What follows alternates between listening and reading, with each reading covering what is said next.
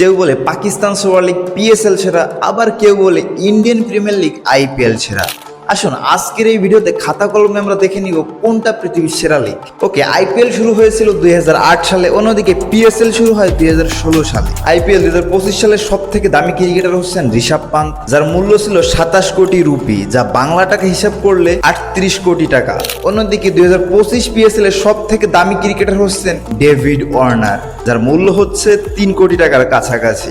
ওকে, IPL এ প্রতি বছর champions দলকে দেওয়া হয় 20 কোটি রুপি, অন্যদিকে রানার্স আপকে দেওয়া হয় 13 কোটি রুপি। পিএসএল এ চ্যাম্পিয়ন দলকে দেওয়া হয় 6 কোটি টাকা এবং রানার্স আপ দলকে দেওয়া হয় 3 কোটি টাকা। আইপিএল এর বর্তমান ব্র্যান্ড ভ্যালু হচ্ছে 12 বিলিয়ন ইউএস ডলার, যা বাংলা টাকা হিসাব করলে 1,20,000 কোটি টাকা। পরে পিএসএল এর ব্র্যান্ড ভ্যালু হচ্ছে 300 কোটি টাকার কাছাকাছি।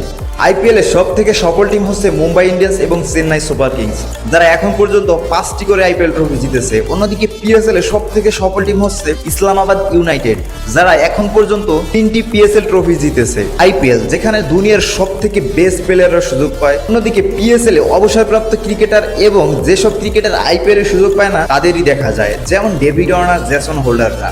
এখন আপনারাই কমেন্ট বক্সে জানান দুনিয়ার সেরা লিগ কোনটা। যদি ভিডিও ভালো লেগে থাকে তাহলে অবশ্যই ফলো এবং সাবস্ক্রাইব করতে পারেন।